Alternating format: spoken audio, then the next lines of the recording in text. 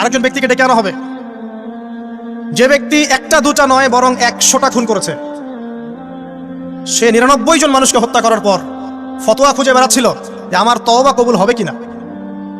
একজন আবেদের কাছে গিয়েছে। আবেদ আর আলেম কিন্তু এক জিনিস না। আবেদ মানে যে প্রচুর ইবাদত করে, তার জ্ঞান কম, সে শুধু জানে কিভাবে ইবাদত করতে হয়।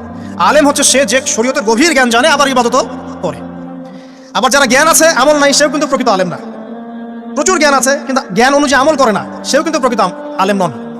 এবার আসেন, তো এই আবেদের কাছে গিয়ে সে বলছে আমার কি ক্ষমা হবে, আমি 99টা খুন করেছি। সে বলল তোমার আবার ক্ষমা, তোমার ক্ষমা নাই। তখন এই ব্যক্তি এই আবেদকে হত্যা করে 100টা খুন পূর্ণ করলো, ওকেও সে মেরে ফেলছে। আমার ক্ষমাই হবে না তো তোর বেঁচে থাকার কি দরকার, তুইও মর। কি বুঝতে পারলেন? বর্তমান বিশ্বের উগ্র মাথার পলিটিশিয়ানদের মতো অবস্থা। আমার দেশের সমস্যা, তোর দেশ পারমাণবিক বোম মেরে উড়াই দিব, মানে এরকম একটা অবস্থা। তো আল্লাহ রাব্বুল আলামিন এই ব্যক্তির মধ্যে একটা চেতনা তৈরি করলেন যে আমাকে তওবা করতে হবে। সে তখন সার্চ করতে লাগলো আরো কোনো আলেম আছে কিনা। এরপর অনেক দূরে একজন আলেমের সন্ধান পাওয়া গেল। সে সেখানে গেল, তাকে গিয়ে বললো আমার কি ক্ষমা হবে। সে আলেম তাকে বললো হ্যাঁ তোমারও ক্ষমা হতে পারে, যাও তুমি ইস্তেগফার করো এবং এই এলাকা থেকে অন্য এলাকায় চলে যাও।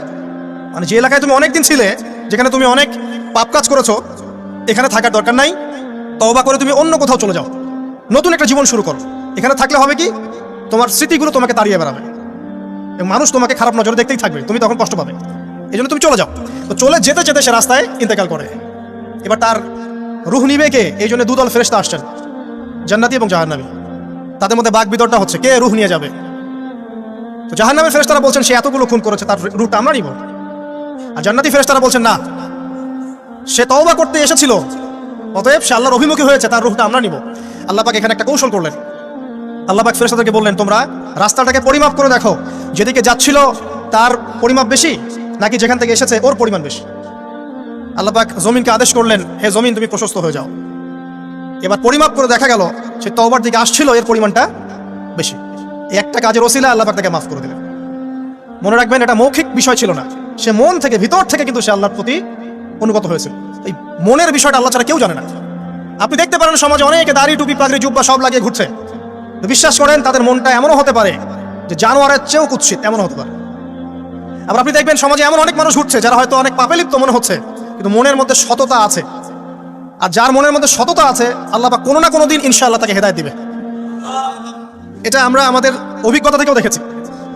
এমন অনেক মানুষকে আমরা দেখেছি যে ড্রাগ অ্যাডিক্টেড ছিল, মিউজিক করেছে, হারাম সম্পর্কের মধ্যে ছিল, নামাজ ঠিক মতো পড়ে নাই, কিন্তু যখনই আল্লাহর কথা আলোচনা হতো দেখতাম সে খুবই শান্তভাবে মন থেকে কথা শুনছে। এই কথা শুনতে শুনতে শুনতে একদিন মাশাআল্লাহ এখন দেখবেন যে চিল্লা দিয়ে বেড়াচ্ছে বিভিন্ন মসজিদে।